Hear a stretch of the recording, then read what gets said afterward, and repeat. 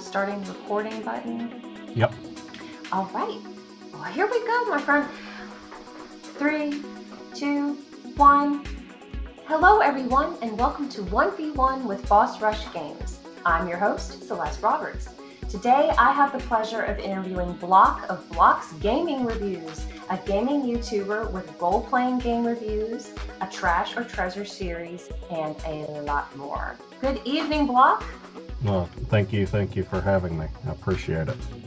Thank you so much. We've been Twitter friends for a little while now. I'm not sure how we crossed paths. Do you? I don't. It's been probably at least a year, if not year and a half or so. I haven't had my Twitter too long, but going on 3 years since I've had it up. But I appreciate it, and I'm glad that our paths did cross. I've met a lot of wonderful people through there that I don't think I would have ever been able to meet otherwise. So it's been a great excursion on social media. I'm so glad, because social media, I don't know how much you use it outside of Twitter. I never had a Twitter before setting up my channel page, but I used Facebook a lot. Mostly because all of my college friends, that's where they were, and some family members and such. But social media of 10 years ago is certainly different than what it is today. So it's interesting. I don't use it nearly as much privately as I do showing off my channel and promoting and things like that. So, yeah. I'm glad we could. Well, I don't know if anybody knows, but Block has joined the Boss Rush network. We share his videos, and he has a little spot on our website. And a few months ago, I reached out to him to ask if he wanted to be a guest on the Boss Rush podcast one Saturday, and he sure did join us. I did.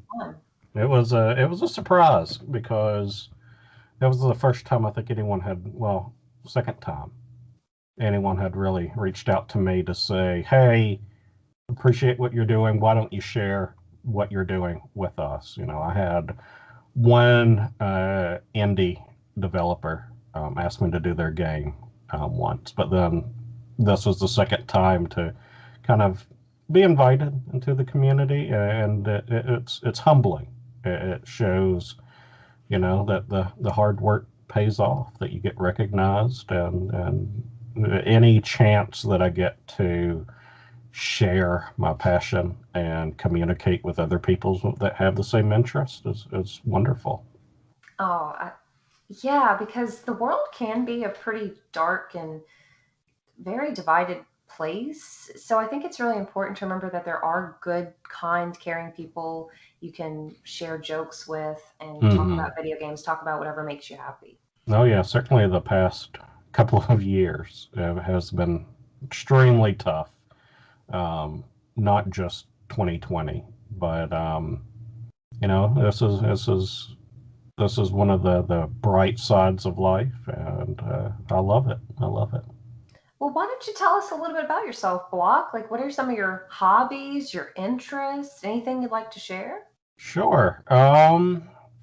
So, of course, I play a lot of games. I've been playing games all my life, and with that has come a interest in creativity, I think.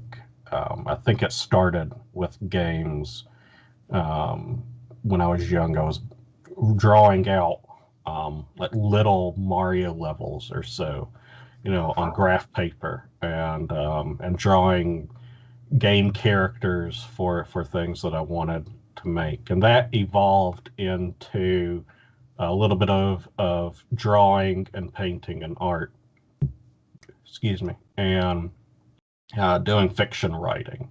I would come up with, and I think it was my love of RPGs growing up that, I was writing my own stories and scenarios.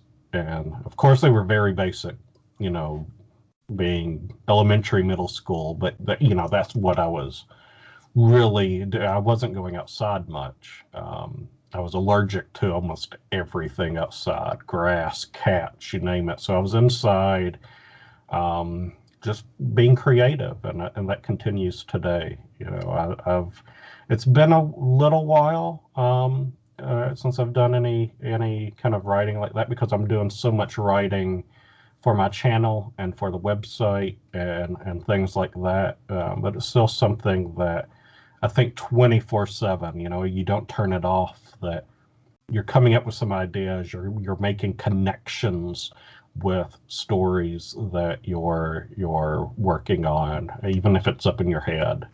My gears are always going, so I'm keeping notes. And one day I hope to get back into that much more full time. But right now, it's playing games, writing reviews. I think that helps with the keeps the grease on the creative gears, and doing the videos, um, and then yeah, just enjoying life that way. Yes, that you are a prolific writer for the Boss Rush website. Well, I try to be humble about it, but everyone tells me that, so I appreciate it. I've something that comes easily to me. I've done, like I said, pretty much my entire life of writing of some sort. And so and I wrote for a newspaper when I was in high school. So if it's a news headline and a small news blurb, I can put that out there. If it's a review, I can put that out there. It's something that, with writing, you can be very versatile with it.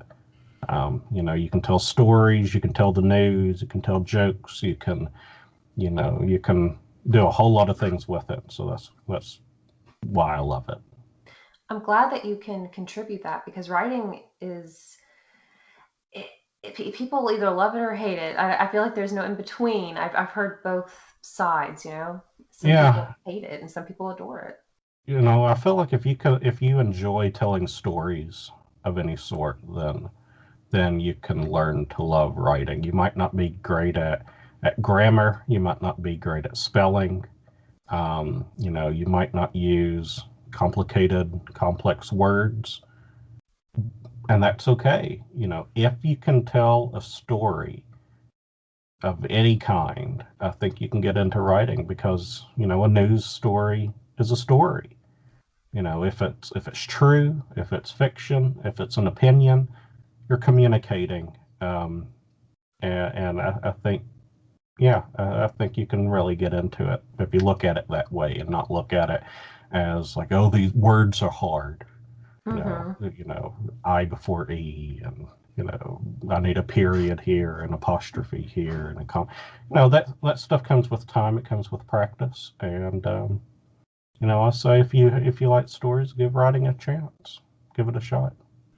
Now, is there a story that you've started on your own, like a fictional story that you'd like to see published one day? Is that an endeavor of yours? Yeah, I have, I don't want to say I have several, but I have a lot of stories that I've worked on, either short stories or epics or whatever. I did a lot of fan fiction writing, and in high school, and some of that uh, got notoriety in some circles. Ooh. Yeah, yeah. And so, that kind of stuff has really helped me try to build my own worlds. The things that I really like to do would be fantasy stories, like Lord of the Rings or something, where I can create my own worlds. And as a social historian, I really love looking at culture and society, and then transplanting that into a fictional world, and coming up with own religions and own cuisines and own cultures. Mm-hmm. No, I really love doing that. But other things that I really like to do are like coming of age stories that take place in a more natural, realistic world. There's still fiction, but there's no elves or anything like that. But you can still tell some really fantastic, relatable stories that way of just adolescents trying to figure out their place in the world. It's something that we all have gone through, I think. Those tumultuous times as a teenager and as an adolescent, and I think that kind of literature is really impactful, and not just for teens, but for all ages. Um, and then lastly, and it's been a while, but I really love horror, and writing scary stories. And a lot of that comes with culture. Um, Looking at ghost stories and the history of ghost stories and why we tell ghost stories, and things like that. It's a lot of it is culture um, personified in a horror story form. And so coming up with those type of tales was something that, I've always really enjoyed doing. It's been a little while since I've dabbled into that, but that's something I don't think is ever going to leave me. So, Do you have any favorite authors or books from those genres that you mentioned? you know, um, yes and no. I don't do as much reading now as I should. When you've gone through like 6, 7 years of college, reading becomes a little bit different than something to do for pleasure for a lot of people. And for me, unfortunately, that kind of happened. I grew up reading Stephen King much earlier than I should have probably started reading Stephen King. Um, I was more familiar with Stephen King before I started reading Goosebumps, which is saying something. Wow, you took the advanced course. Yeah, and and I'm not saying that to humble brag or anything, because I don't think I got the nuances of it, certainly at that time. But his stories were fascinating, because there was almost always a mix of fantasy with horror, with great dialogue and things like that. But the Goosebumps is another one that I had a huge collection growing up, and it's still something that I think about, and I've reread more recently. Right now, I'm in the middle of reading the Witcher books. My wife is as well. She's further along than I am. So the funny thing is, I've played those games since the very first one came out, and then it got really popular. Mm-hmm. And the Netflix series came out, and she loved it, and so she started reading the books, and then she surpassed me. So now if I say something, she'll be like, but, and she'll correct me on something that I've been a fan of for years. So That's hilarious. that's the tables have turned. Um, To Kill a Mockingbird, I think, is another one that's really been impactful. I think it has been for most people. That's one of those coming of age stories that I like to tell. It's a lot of people focus on the trial and the message concerning racism and things like that in the story, but it's just as much about growing up in the South. And, I think that's just, those kind of stories really resonate with me. And they're really important. I think that's why they are as cherished as they are. That and Catcher in the Rye is another one that I really like. So yeah. Hopefully that gives you a nice sampling. Mario Puzo as well. I love my mafia stories, and he wrote The Godfather and a few others. Um, and yeah, my love for the movie goes into the book as well. So Is the book, or I should say, is the movie a pretty faithful adaptation? yeah, it's one of those movies. I think almost everyone has watched The Godfather. If you haven't watched The Godfather, go watch The Godfather. I haven't watched it. Go watch it. Go watch it. It's incredible. There's a I need to. reason why it's always one of the best movies ever. The book came out before the movie, and it adds a little bit of background that they don't add until the second movie. But the second movie came out before there was a second book. And I don't think Mario Puzo actually wrote the book. He wrote the script, but I think there was like a ghostwriter or something that wrote The Godfather 2. And then there's a few newer books. I think they came out in the early 2000s that were not from Mario Puzo. They were kind of fan fiction type of writings. It's a wonderful story that, it's kind of a romance novel in a mafia setting. And when I say romance, I don't mean so much as like boy meets girl and falls in love, but those complex novels like Victor Hugo or something that romance is a part of it, but there's all of these other layers to it, and it just so happens to be set in a mafia family.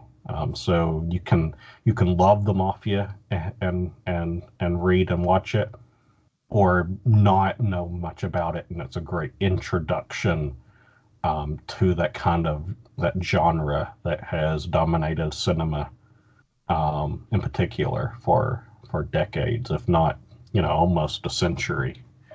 Along with that is Goodfellas, and both the movie Goodfellas, which is my favorite movie ever, but also Wise Guys, which is the book version by Nicholas Pileggi. I think that's his name. Yeah. Sorry. That's okay. Well, you're bringing up, I don't know if you had a chance to listen to it, but I recently interviewed one of my very good friends for a 1v1. His name is Dexter Babin, and in his spare time, like one of his hobbies is studying mafia and organized crime. You guys would be really good friends. He's a sweetheart, and it's just fascinating. He researches that as well for his master's degree, which you had said you were in school for a little while. Would you like to talk about your major and your experiences there? Sure. At first I was going into like an English degree, and that lasted less than a semester. What happened? Well, not your thing. Nothing bad. I wasn't able to get into any English classes my first semester, so it was loaded with other like electives and stuff that I wasn't particularly interested in. But my second interest was in history. And I quickly found that history would be just a wonderful way of marrying those two worlds of research and writing and literature and culture and history. And so I went into history. I got my bachelor's in history, and I minored in film studies. And then I went and got a master's degree in history as well. And I was teaching introductory history courses as well as a pop culture history class. And so I got to go into, comics and video games and movies and, really popular works of fiction like Tarzan, and things like that that really, had a major impact on American culture. So as American pop culture is really probably my specialty. And so, I was teaching Star Wars, and, Superman and Batman, and, how Superman relates to American immigration and Batman relates to the Great Depression, and, X-Men to the Civil Rights Movement, and things like that. And so I had the most fun with it, not just because it was my what I was teaching, but that it was a great way of getting students who might not have been fully interested in history and learning to be really engaged. And so that's something that I've continued to try to share in my videos. I always try to add a little bit of history and context there, so that if you're not a gamer, if you don't play many games, you have no idea what I'm talking about when I'm saying like MMORPG or something like that, FPS. You can sit down, you can watch it, and hopefully by the end of a video, you can go, okay, I know why he did this video. Not just because it's a popular game or something like that, but I try to pick things that have relevance, have something to say, and so that's something I learned in school, and it's something that's probably one of the biggest lessons that I learned, is trying to incorporate that in what I do. I love that. And I think it helps the message resonate a lot more with people. And I love that you talked about the different comic book characters and how they relate to things that have happened in American history. Those parallels. Mm-hmm. It's very clever, because some people dismiss graphic novels and comics and video games, but they're just as important as normal books and They the are. art that we see hanging in museums. They are, and one thing that I really wanted to do, and I don't think it'll ever happen, but it might. Who knows? I'm not writing it off. But one thing I really wanted to do at one point was doing a video game museum, and trying to do that. There's a lot of reasons why that didn't happen. One being I don't have the biggest collection in the world. You kind of need that, or something equivalent. But through my channel and through reviews and everything that I'm doing, I'm trying to hopefully do my part to have video games recognized as a legitimate. But they're not games. They're not toys that kids do. It's not something that basement dwellers and those kind of stereotypes do. Video games have surpassed Hollywood and the money made, year after year. It's been that way for quite a while, and it doesn't shock me that like PlayStation 5 is outselling the PlayStation 4 right now, not just because of scalpers, but because every single year there's more people playing games, and more people are discovering the joy of gaming and things like that. So it's not surprising, and it's only going to keep getting bigger and bigger, and until uh, you know until more people recognize that Final Fantasy VII has a great story, and it's not just a game with colorful graphics. That it can, through a video game, tell a story that is moving, that can impact you, that can have resonance, and they can make you cry, they can make you laugh, they can make you angry, and they can teach you something. And it's not isolated to RPGs, and they have relevance. They're important, and I try to showcase that. Now, how long have you been playing video games? When I was born, um, they brought me home along with the family NES. They did not. They bought an NES while I was being born, and What? so the joke was kind of I was born with an NES in my hand. I don't know exactly when, but I remember distinctly, because my mom would mention this all the time, because they were shocked, that I had beaten the first Super Mario Brothers game, when I was 3 years old. And of course, I don't remember that, but I remember playing that game extensively, and being quite obsessed with it. We also had an Atari.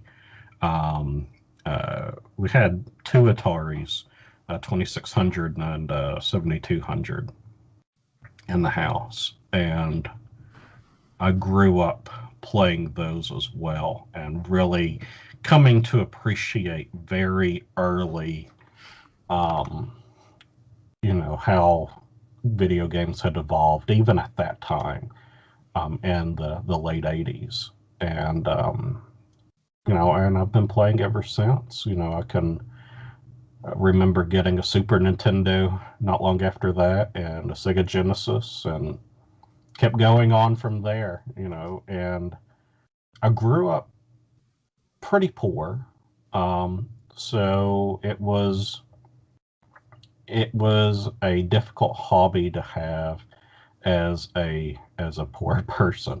Excuse me. And so it took me a long time to amass the amount of games that I do now. I didn't get to experience a whole lot, growing up, but they were precious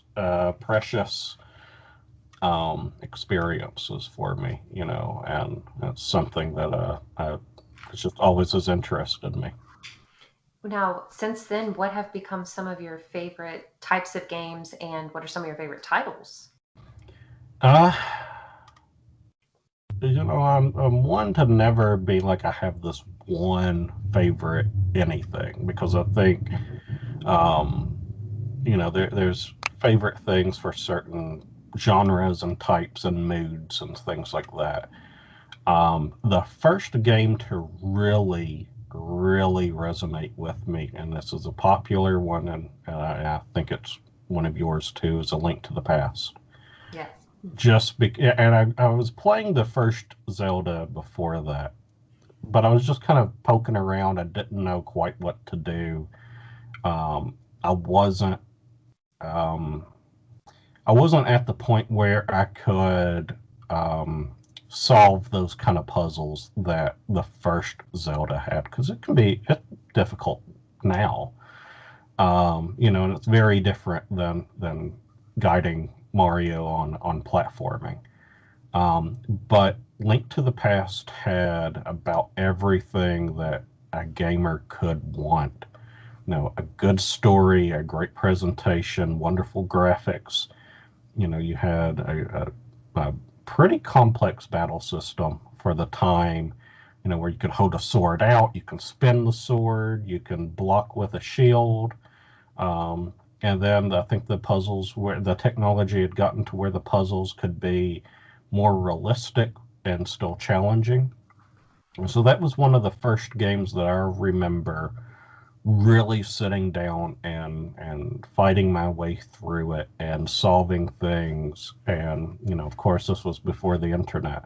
So there were times I was stuck for a long time and asking my friends, what do I do here? And, oh, you have to use the moon crystal to go into this world. And I was like, oh, okay. And it's one of the first games that I can remember getting all the way through and completing and feeling wonderful with myself. Ocarina of Time is another one that was just very special to me for the same reasons. It felt like another just jump in technology and experience and storytelling. Um, Chrono Trigger on Super Nintendo. I promise I'll get out of RPGs here in a minute. Chrono Trigger, was just a fantastic world to be in, and the music especially was just it captivated me, and it still does. It's a soundtrack that I think everyone needs to just go listen to and listen to it in its entirety. It really transports you into another world. And then this will hopefully be the last RPG. And it's not everyone's favorite. I recognize that. I'm okay with it. But Final Fantasy VIII is most people's least favorite Final Fantasy. But I love it. It came out at a time that really, really was important to me. I was becoming a teenager. I was a bit angsty. I was, feeling my way out in the world, feeling like I didn't have many friends, that I didn't have many opportunities, I didn't know what to do, and, struggling with the same thing that every teenager does, with like finding a girlfriend and having a group of friends and depression and, all of this stuff. And then this game comes out with a character that is going through those same kinds of things. And for a lot of people, they look at the main character, Squall, as someone who's whiny and doesn't care about people. And I don't see that at all.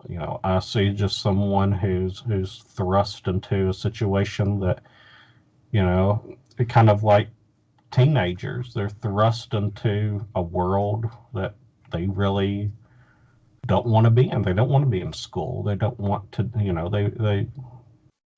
a lot of angst, I think, in a lot of teens.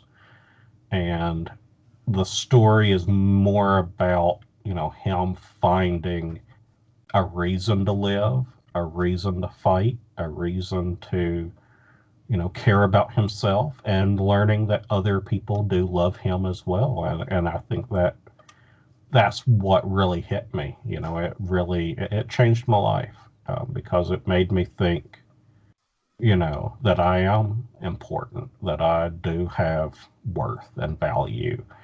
Um, there's other things that are wrong with the game. Um, but it was something that the story was so moving to me that I learned not just to accept the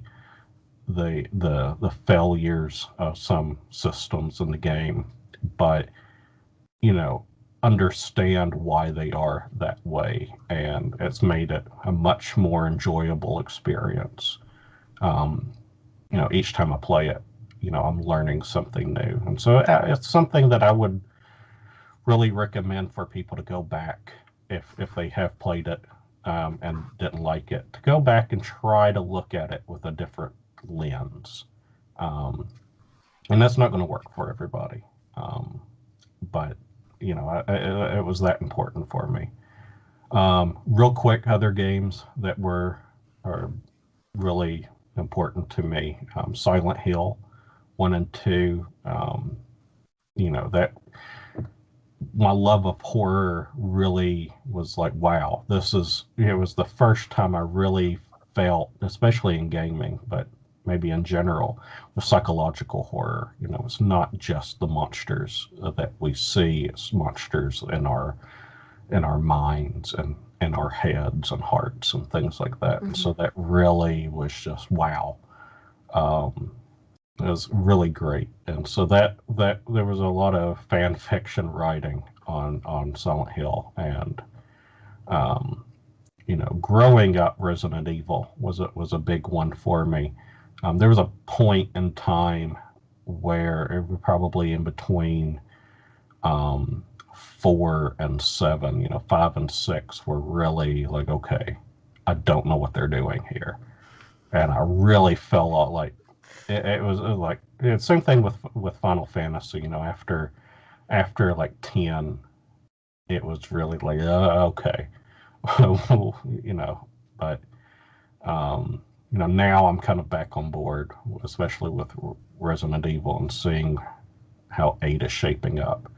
Um, and then simulation games are incredible. They're a great way to just escape. Um, so Civilization is a perfect blend of strategy and history and world building and simulations and all of that stuff. Roller Coaster Tycoon, The Sims, Sim City. I love those type of games as well. Hopefully that's enough for you. I could go on and on. Oh, I teared up about Final Fantasy VIII. I've never played. Come at me, everybody. I've never played a Final Fantasy game before, but I remember this is something not everybody's going to know. But I remember in the Boss Rush Games group chat on Twitter, you had given a very poignant story about Final Fantasy VIII. So that it's just so moving. How I don't know. I love hearing how things touch people. Yeah, So yeah, passionately, so deeply. it's you know, for a lot of people, I think it was other Final Fantasies that did that. 6 and 7 had a really big impact on people that way. You know, and I think 9 is probably the best of those classic form of Final Fantasy games. But 8 just always stands out to me. To me. Um, so a small plug here. And I know you haven't played Final Fantasy games. We have talked about that, but I am in the process of hopefully releasing next year a video series on the entire Final Fantasy series, up to 16. 16 will be coming out hopefully by then. And they'll be in parts. I don't think I'll get all 16 out in 1 year. Because I'll be doing other videos. I'm not going to drop everything, but I have a few done now, and I'm hoping at least 1 through 6 will be out and enjoyed by the end of next year, and then going on from there. And looking at everything from the history of those games releasing and analyzing the plot and the changes and evolution in those games. You know, 1 had this, but 2 added onto it by doing this, and 3 added on to 1 and 2 by doing this, and 4, you know, and so on. And, you know, looking at the villains, looking at you know, cultural references and the dozens and dozens of ports of many of these games, you know, because one thing that I ran into, excuse me, I'm drinking soda, so it's making me burp a lot. That's okay. That's what happens. Well, at least I'm not blowing it into the microphone. But the one thing that I was running into when I wanted to go back and replay some of these old Final Fantasies was look at like what is the best version today, because you know the first Final Fantasy, it's on, you know, came out originally on NES Famicom, but you know you can play it on your phone now and on PC, and I think it's on Switch and PlayStation 1, and there's just so many different versions. And so going through that in the videos as well, you know, if you want the complete experience, play this version. If you want the original experience, play this one. And there's some that the original experience, like with Final Fantasy 2, playing the original one, don't do it. Just don't do it. Don't do it. It's such a mess. Most of the revisions aren't that great, but there's many that are better than others, and so looking at that and understanding that, I think, could help people who are wanting to play many of these games for the first time and know which ones to look for. Oh, that's awesome. I'm really looking forward to that series just so I can learn.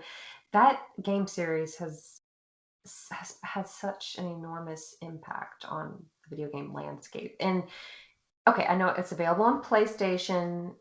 There are some available on some Nintendo consoles.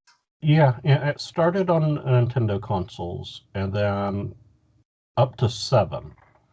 And when they were making 7, the 64 was just coming out.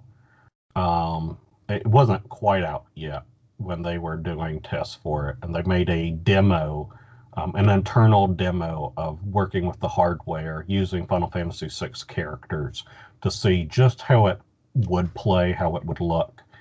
And they just felt that the CD technology of the PlayStation 1 aided in telling this kind of story that they wanted to do. And so they've largely been connected with the PlayStation brand since then, even though they never really stuck with just PlayStation. They didn't have anything on the 64, but they had quite a bit on Game Boy Advance and then DS and 3DS and stuff like that. They had a lot of spin-offs on GameCube, the Crystal Chronicles, and now they're on everything.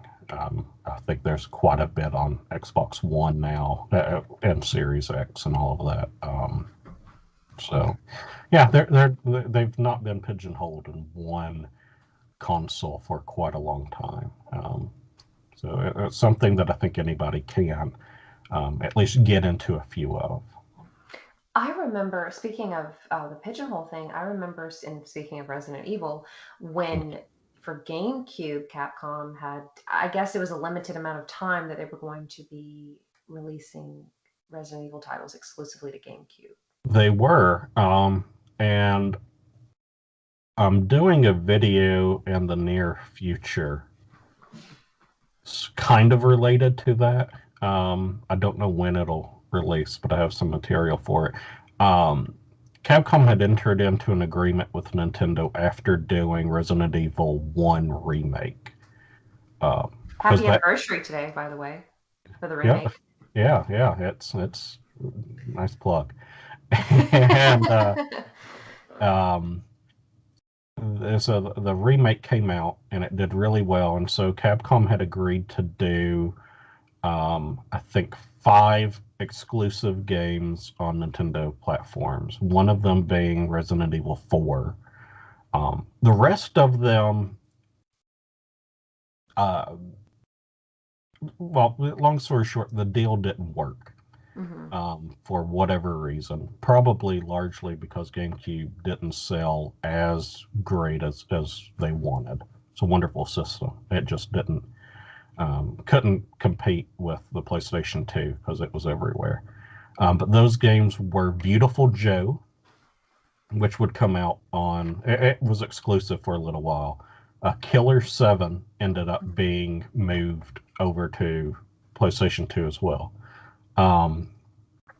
A game called PN03. It was made by the director behind Devil May Cry and Bayonetta.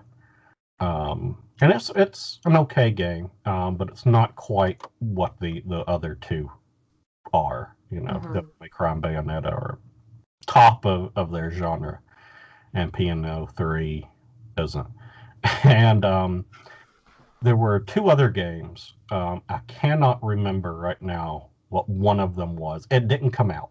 There was no demo or anything of it to my knowledge. But the other one was a little game called Red Dead Revolver. And it got about 80% finished. And Capcom ended up just getting rid of it. They ended up selling it to Rockstar. And Rockstar Games, of course, would come out with Red Dead Redemption and Redemption 2.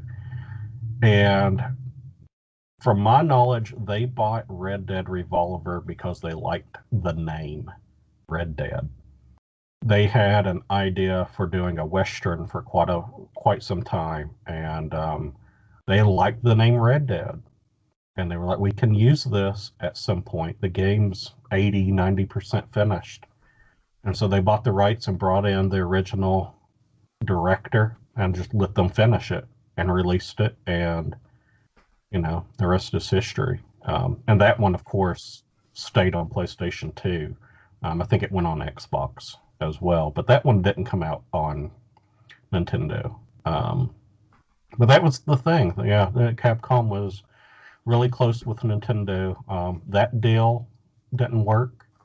But fortunately, they still have a great working relationship. And, I think, Capcom was in trouble there for a while, but they've rebounded to be, a wrecking force in games again with Resident Evil and Street Fighter still going strong, and Monster Hunter, I think, is that and Resident Evil are, they're juggernauts now. That's amazing. I love hearing a happy story because I know people like to poo-poo on companies a lot, but we have to also remember for a lot of people, this is their livelihood. Oh yeah. You have to think about that too. Yeah, be mad at maybe some of the higher ups making decisions, but they're everyday people who are just trying to make a living. Yeah.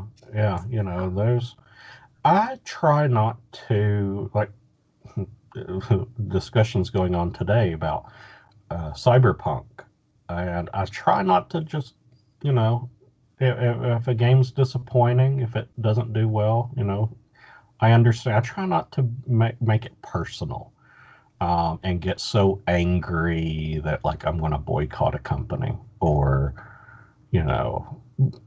anything like that. I think that's a lot of times it's a very knee-jerk reaction to things, because you have to take into consideration, the hundreds of people working on it, sometimes thousands, by the end of it, from the artist to the voiceover people and all of that. And, things happen. And,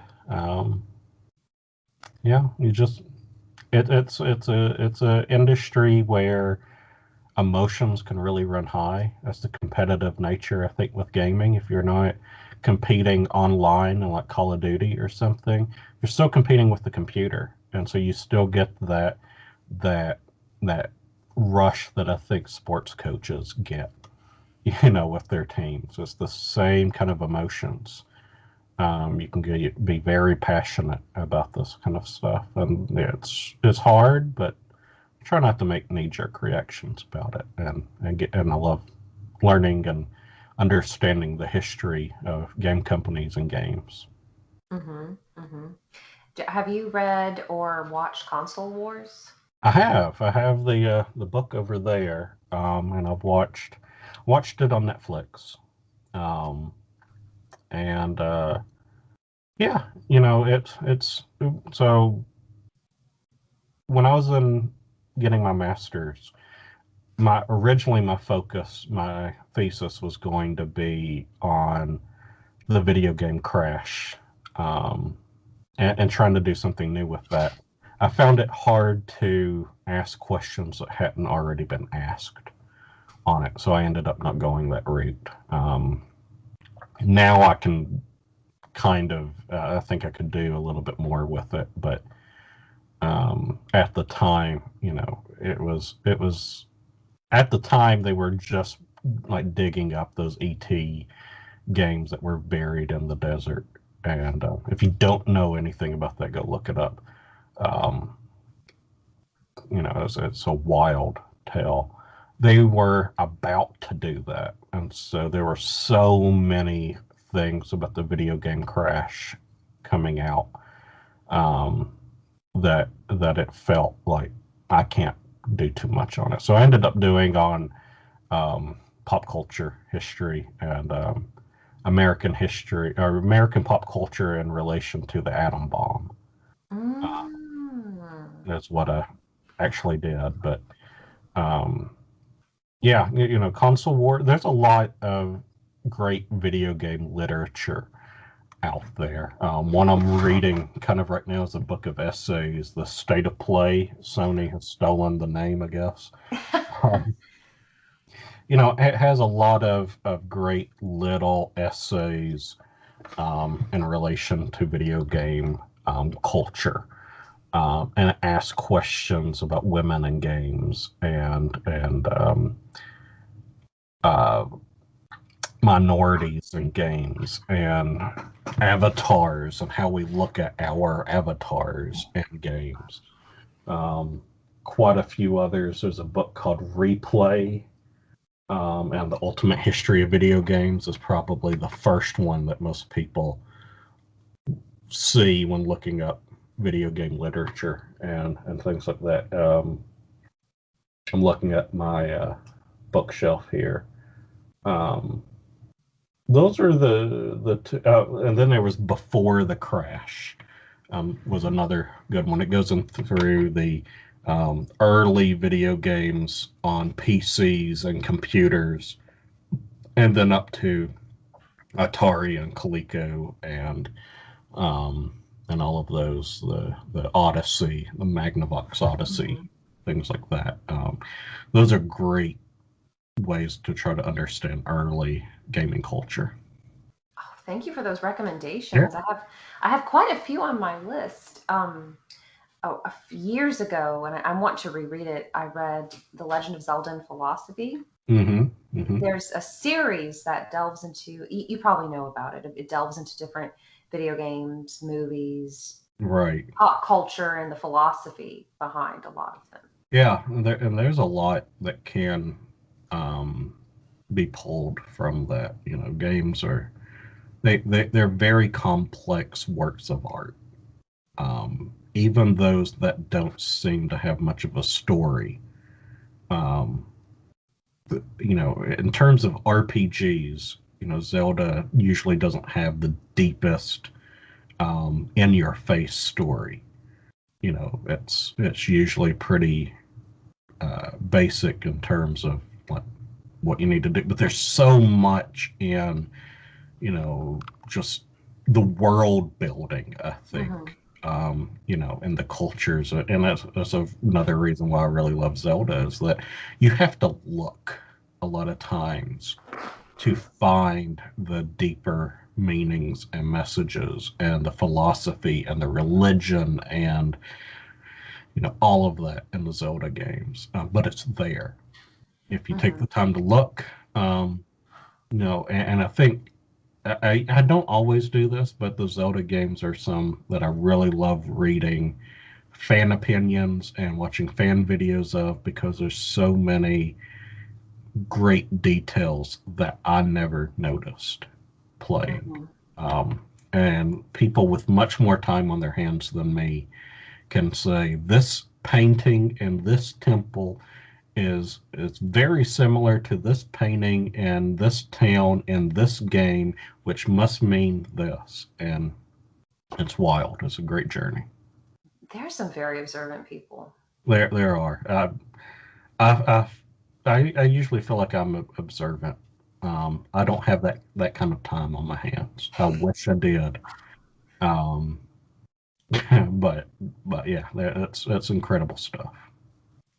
Well, why don't you tell us some more about your YouTube channel? I know we've teased a little bit about it, but what made you decide to make it? What's the meaning behind the name? What can people find on it?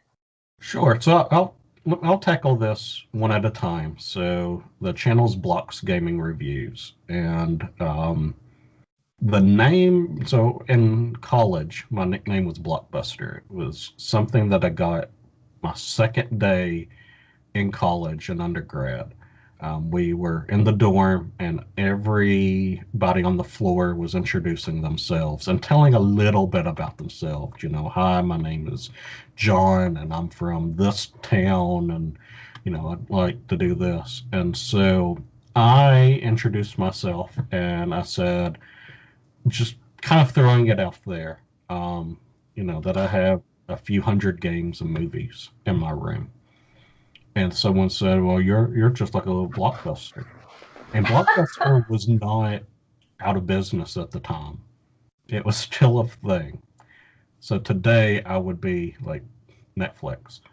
Uh, so almost immediately, um, I came to be known that a lot of people forgot what my actual name was. They only knew me as Blockbuster, uh, things like that. And people would come to the room. They would, there for 2 years, I rented out games and movies and charged because I had that many people coming and getting movies. And my collection of games and movies really skyrocketed at that time because I felt like I needed to live up to that kind of reputation. I don't have like the great. I'm still pretty poor. I'm okay. I'm doing okay, but I'm not rich, and so I don't have a billion games like some people. I'm so jealous of those people. I have to know, could you trust people to return the games? Like, how did you prevent I theft? would write down. I went to a small college, so at the most we had like 2,000 people. Hmm. So everyone kind of knew everyone in some way. It was a small liberal arts college. Um, that they would write it down and their phone number, and when they would pay me up front. I want to keep it for a week, and they'll give me like $5 or whatever, and that was it. And I did okay. I had a lot of people from other dorms that I had no idea who they were would stop me somewhere and say, "Hey, do you have Forrest Gump?" I'm like, "Yeah." And they want to buy. "Do you have Ico for PlayStation 2? Yeah, yeah, I do. And they would rent it. And I only had two movies, no games, but two movies that never got returned to me because they got kicked out or whatever. One of them got kicked out. I don't know exactly what happened to the other one. I only had two movies go missing, and I probably rented out about 400 across my whole day of games and movies. It got so popular in a way on campus that um, I'll make this short. That we had some trustees on campus that wanted to meet with some students that their money was benefiting. Um, so again, small liberal arts college, we had a lot of investors in the college that was helping certain students. And so I went to dinner along with like 6, 7 other students with a trustee that was giving money specifically to help students that came from the area in which I grew up. And in the course of the dinner, the president of the college shows up, and he's, talking. We all know him, but he's introducing himself and everything. We're going around the table, and I say my name, and he's like, "Oh, you're Blockbuster." And that's how big, that's how popular I think I had gotten on campus. Is that everyone What? knew me um, by that name. So that's where the name comes from. And strangely, that wasn't the first thing that I really wanted to. It wasn't a natural like, oh, I'm just going to use that name. I tried to reinvent myself a few times, and on Tumblr for about 2 years. I had a page called the Game Yard, which is really stupid sounding, but most of the good stuff was taken. And, and I was doing about the same thing. I wasn't doing videos, but I was writing articles and writing pieces and writing reviews and sharing music and memes and pictures and all of that stuff. And eventually, I just I went all in on going back to block. I was working in kind of a dead end retail job. Um, had nothing to do with my degree. Wasn't enjoying it, and I wanted to find ways to contribute to the industry um, and to the community. And I'd been writing reviews on blogs for quite a while, but I wanted to do more. And with my film studies degree, I knew a lot about editing. I didn't have a whole lot of experience, and so one day I just said, okay, this is what I'm going to do. I'm going to dedicate at least a year on a YouTube channel.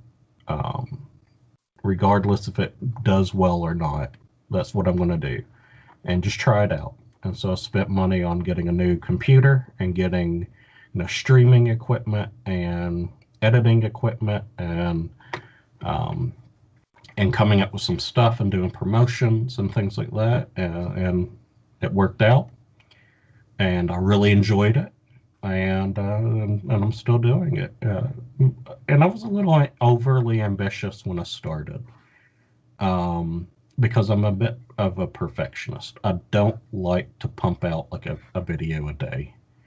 I want it to be meaningful. And my type of personality, I feel, this is just me, that, I'm not great, I don't think, of doing something just like, to bullshit or anything like that. I want to write out, you know, like the history and the review and make it meaningful and all of that. And so I've mostly kept to doing reviews and those kind of pieces. But I play about everything, despite all of the RPGs that I mentioned. I really do play about everything, and it didn't turn out this way. I didn't plan it to be this way. My first video was over the Blob on the Wii, a little platformer by Ubisoft, and it was going to be on Grand Theft Auto 4 and all of the downloadable content. And my PlayStation 3 ended up dying in the middle of me playing that game. And I had played it before, but I could not capture any more footage or anything. I'm so sorry. Okay, I got a new one. but, but it was like, oh no. Like, that was the first, like, and it was before the first video even came out. It was about 2 months before I was going live with everything. And the Blob had been sitting on my backlog list for a while, and I try to always be working on one game for my backlog, if I can. And so I just did that, and it helped me create the Trash or Treasure series, which is looking at lesser known games or really well known games that have fallen from grace. Um, like Cyberpunk, I think would fit into that. That it gets a bad reputation, but it's not universally hated. And so looking at it and just say, is this worth playing today? An honest review of a game. And so the Blob isn't very well known. I think if you mention it to a lot of people that are gaming enthusiasts, they would say, "Yeah, I've heard of it," but I don't think many people have played it. Some other games would be like Bound by Flame, it's one of those like I might have heard of it, but I've never played it. A lot of those games are like the free PlayStation Plus games, that aren't triple A titles. A lot of those kind of fit in that treasure category. Agents of Mayhem is another that is pretty well known, but it has a pretty mediocre reputation.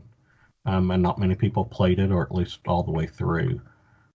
So those kind of games, Treasure really focuses on. My next one is going to be on Star Fox Adventures. On the GameCube, it was the last Rareware title for Nintendo. And, it's a game it's a very well-known series from a very well-known company that not many people, I don't think, have played it. And so it's perfect fill for Treasure.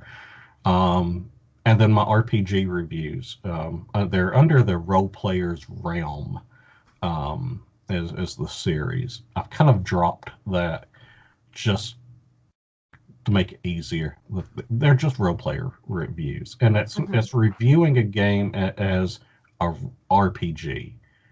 And what I mean by that is how well does it do stacked up with other RPG conventions? How's the battle system? How's the story? How's the presentation? How's the pacing?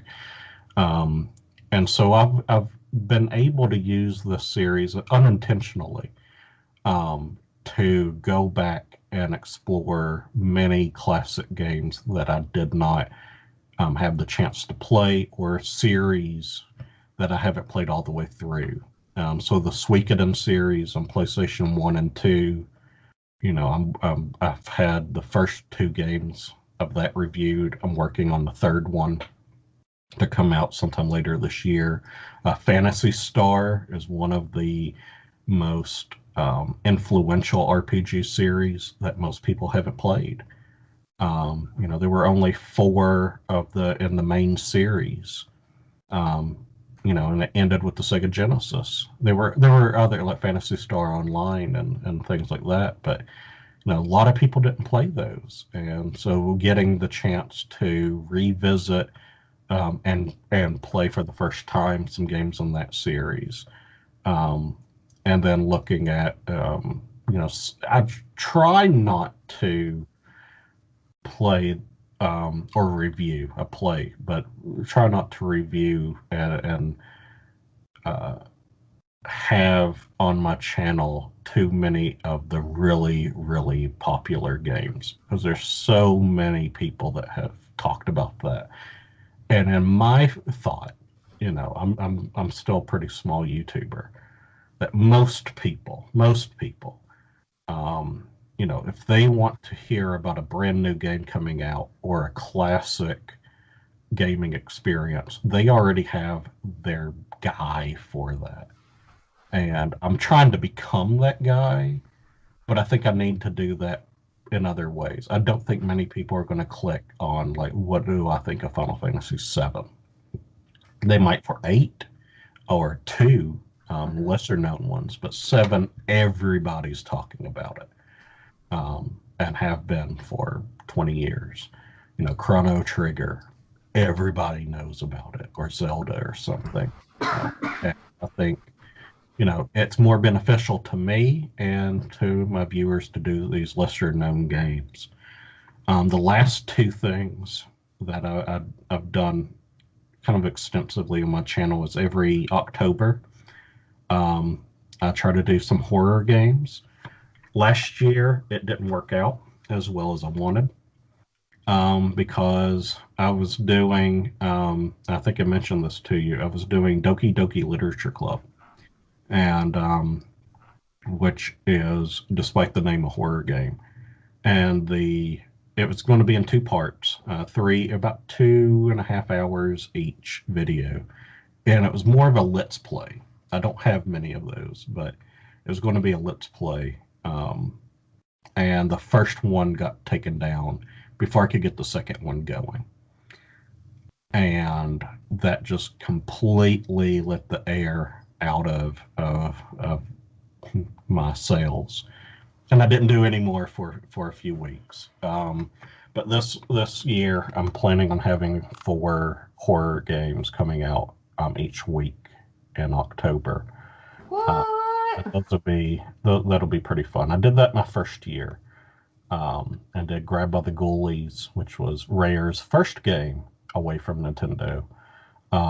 Blood Omen, first game of Soul Calibur, so the Legacy of Kain series, and uh, what were the other ones? I did Seventh Guest, which was a classic PC point and click horror game. It's not scary by any means for 2021, but like 93, you can get some chills from it. And then I did The Suffering, which is a good action horror game. And then I did some music videos on my channel. I tried to highlight some video game music. I'm really passionate about that, but they do not get views. I get like 5 views per video, and yeah, I try. I want to do more of those, but it's more of trying to do what not so much what gets views, but what I think people want to see, and I get more engagement on the others. And I want to do something that's beneficial to everybody, and yeah, I'll probably go back to that soon, but it's not something I do every day. Now, you did write, speaking of music, you had a very beautiful, or have a very beautiful piece, I should say, on Boss Rush's website about video game music, right? Yeah, that was not my first, but it was one of the banter pieces on just what does video game music mean to you. And I was in band um, all through middle school and high school. I was assistant band director when I graduated high school. And video game music was that was where I really came to love and appreciate music. I was, the Zelda and Final Fantasy songs, almost every soundtrack is incredible. Even, Super Mario and Chrono Trigger had incredible um, music. And I try with every video review that I do to highlight the composers and the music. It's something that I think is overlooked a lot of times in games. Mm-hmm. If you're not an enthusiast in video game music, a lot of times go, yeah, I kind of like the music, but I try to highlight that. I try to lift that, have its place in each one of my videos. And with the music videos that I would do and have done is show a little bit of gameplay along with the music and try to have the gameplay from when that song might be playing if I can. Because a lot of the levels in games and the movement of games, it goes to the rhythm of the music, or should I say, the music goes to the rhythm of the game, because the game gets made first almost always. And Koji Kondo, who did the Zelda and Mario music, when he was doing the first Mario game, it was a different tempo, and he kept changing it and kept replaying the game so he could have, the bop, bop, bop, bop going with Mario's jump and his movement and his speed, so the player it becomes second nature, that it's a very natural sound that goes along with the game. And so it's a great marriage between gameplay and the sounds. And great video game music, I think, does that it just becomes, it becomes part of that world, part of that game. And you cannot, like, I cannot separate the Mario theme or the Zelda theme from the games. They're integral to the experience. I can't imagine playing a video game without music. There's been a lot of games, especially indie games, that have experimented with music in terms of gameplay, and I'm not talking about like Guitar Hero or something, but like Crypt of the Necrodancer. using music as a part of the gameplay. Um, it's something that I think still has a long ways to go, but it's something that I'm passionate about. It's not something I'm going to abandon. I'm going to come back with some more gaming music videos at some point. Um, there's a lot to be said there. Mm-hmm. I love that. I love video game music. So, what would you say? What game has your favorite soundtrack, or is that hard to pick? A lot of the ones, and this is going to sound redundant, but a lot of my favorite games, part of why they're my favorite games is because of the music. Music really grabs me, and it really helps define the entire experience. So Link to the Past has some fantastic music. The Overworld and the Dark World themes and the Lost Woods and Kakariko Village are all just timeless. Ocarina of Time and Wind Waker, I think, just top-notch soundtracks. Akira Yamaoka, who did the Silent Hill games, um, nearly every single one of those that he's worked on is a masterpiece. Um, so if you're not familiar with the Resident Silent Hill soundtracks, go get Silent Hill 2 and listen to the music, or do it on YouTube. Silent Hill 3 has some great, great songs as well. There's a lot of atmospheric and industrial sounding music, but there's also a lot of original songs that sound like something you might hear on the radio or something, with lyrics and a band, and somehow they work. They shouldn't work, but they do. They really do. Chrono Trigger, I've mentioned this a few times. Just the soundtrack's amazing. It was the first game that really just like wow on all levels. That and Link to the Past. Earthbound, I don't think gets enough recognition for just how amazing the music goes with the game. It's funky, it's different. Um, I love it. It's and my first video on the Blob. I did not expect to love the music as much as I do on that one. But it has some great funk music, a lot of jazz, upbeat jazz, and some blues in it as well.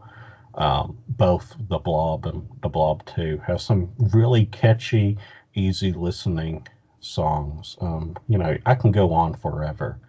Nobuo Uematsu, who did Final Fantasy 1 through most of 10. 9 was the last one I think he did all of the music for. Especially like 6, 7, 8, 9.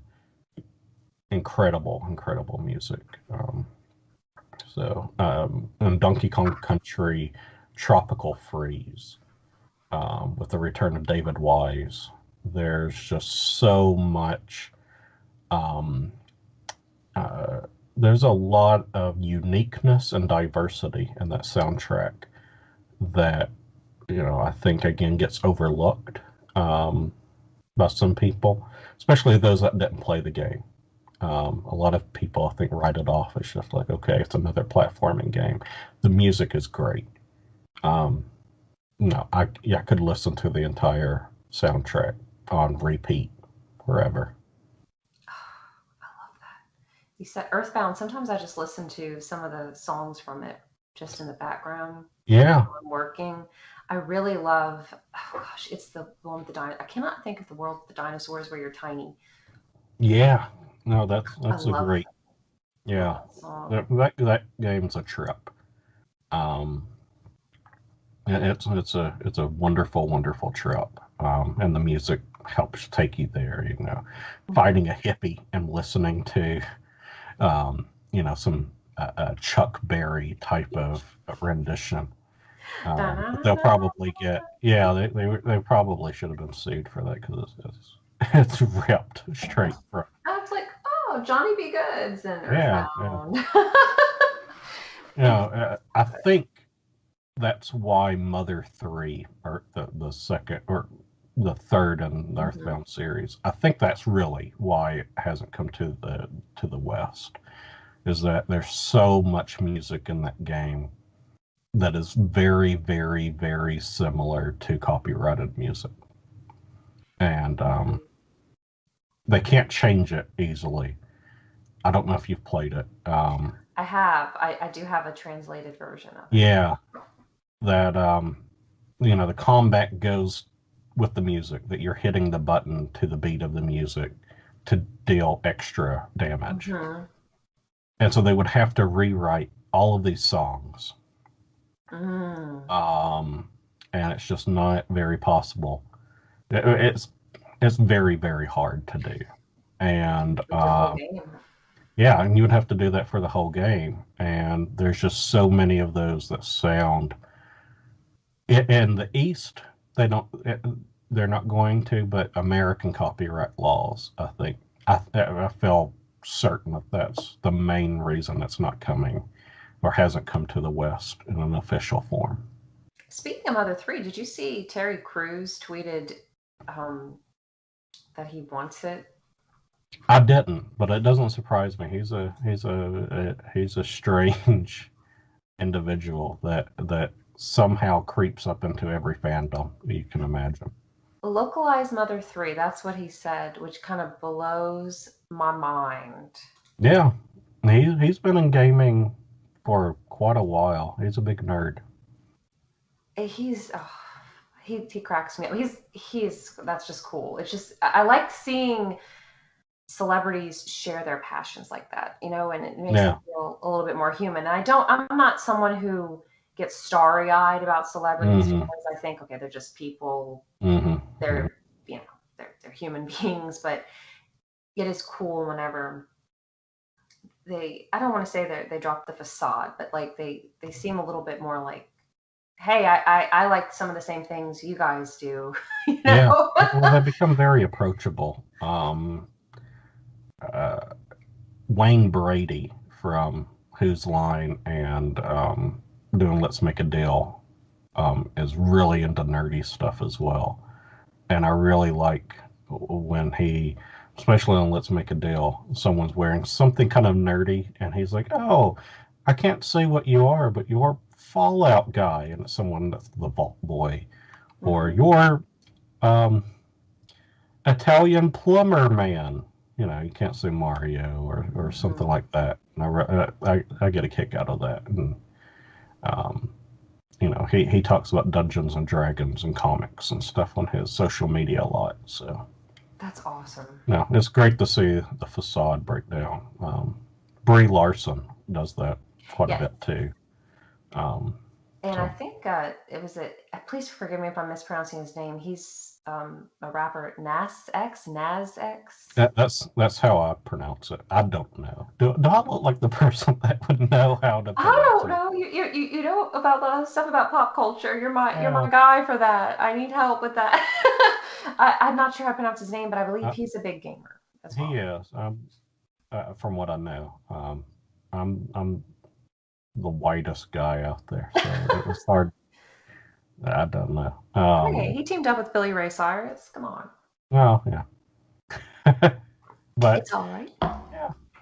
Yeah. But as far as I know, from what I've seen, and I think a lot of people from that, especially that younger generation, the I'm going to say younger, but under 30, grew up with gaming, and so it's going to become very much more of the norm.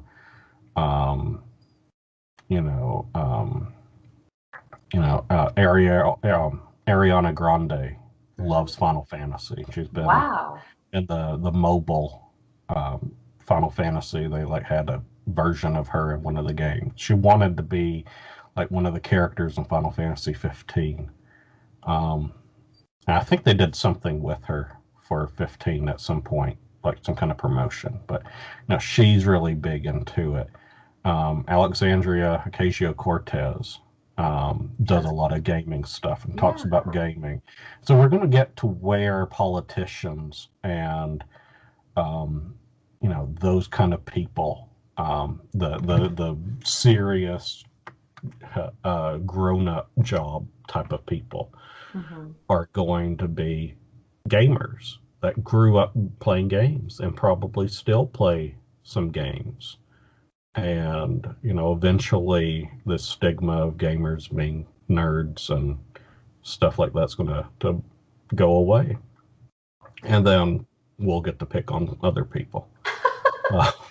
Oh, Those stamp collectors, those nerds. gosh, oh gosh, what is that? There's a name. There's a formal name for stamp collecting. What do I Philatelist. want to know? What It's You know how I know this because of the Golden Girls. I love the Because Golden Girls. I'm watching the Golden Girls right now on Hulu. Not right now, but at this moment, this whole interview. I'm watching it in the corner. I'm watching Sophia back talk everybody. I love love the Golden Girls. I love it. It's I've watched it all the way through a few times, but I'm watching it again after taking a year hiatus from it. So, I highly recommend Out on the Lanai yeah, Girls podcast. I heard about that. Yeah, I They're think you told me about it. It's, okay. It's a philatelist is someone who collects stamps. is that Rose? No, it's Blanche is talking to someone she's dating who is he's portrayed as kind of a dweeb, Yeah, kind of not he's kind of what is it, a wet napkin, wet blanket. What's that term? Wet I don't blanket. know. I don't know, something like I think wet blanket. wet Yeah. blanket. He doesn't seem very interesting, and he's like, well, I like to collect stamps, and she's like, and when I saw you, I thought philatelist. So that's Well, how I she is very attentive to people's tongues, so she would recognize someone who's a stamp stamp collector. Pretty. collector. That's amazing. Well, Block, what are some of the future plans for your show? You've mentioned, of course, for October, you want to do some horror games. Is there anything else you'd like to share? So let me bring it up just so I don't forget anything. It'll take me just a second here. I do have quite a bit that I've posted on my channel of what I'm wanting to get into. We mentioned the horror games. Some of those that I'm wanting to do are going to be the first Clock Tower game on the Super Nintendo, the Super Nintendo horror game. Believe that. The Xbox game State of Decay. I'm going to probably do.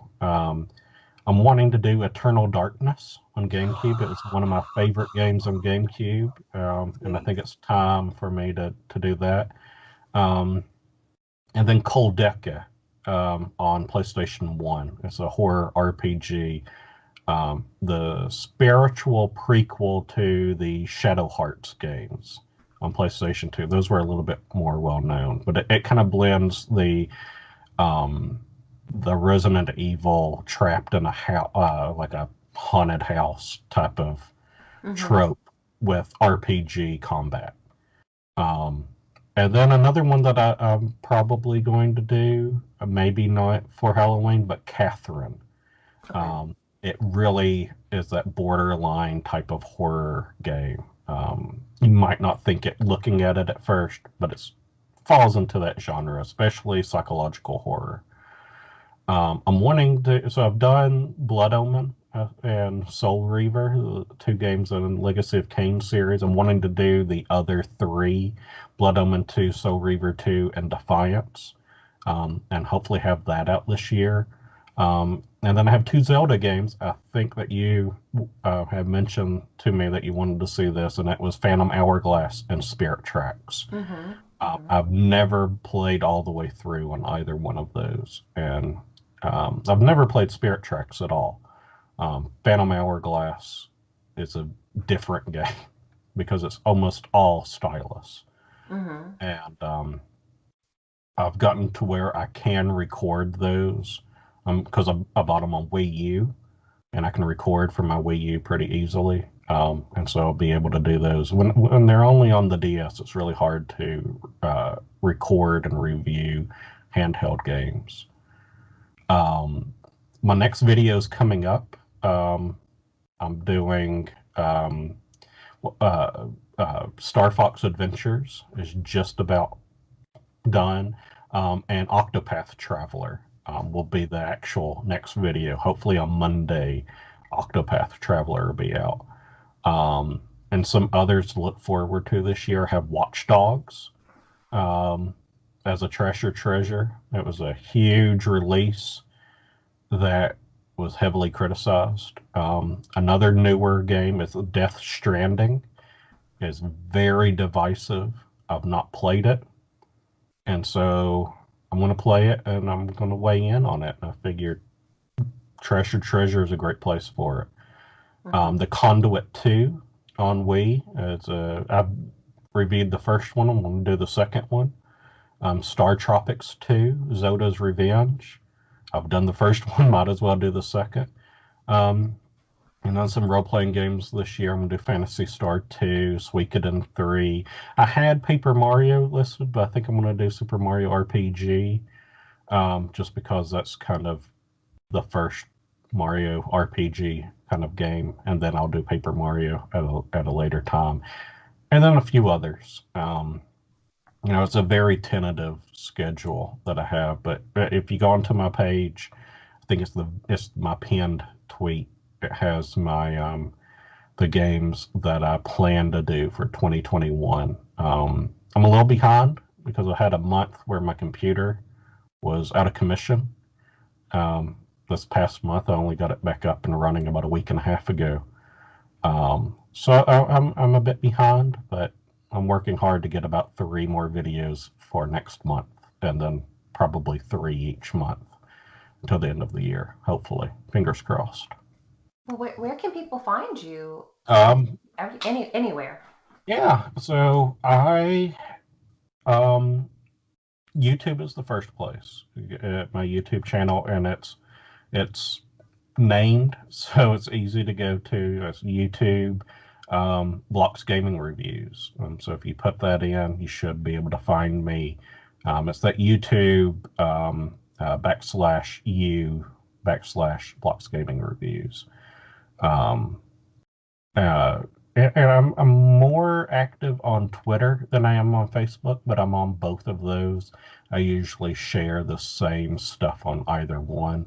So you on Facebook, it's Blocks Gaming Reviews. I don't have enough letters to do that on Twitter, so it's Blocks Game RVWS, reviews without the vowels. So still easy to remember. If people want to support me, the main thing, if people want to support me, is just following me on YouTube and sharing my information, sharing my tweets, or when my videos come out. You can also find me on Boss Rush, of course.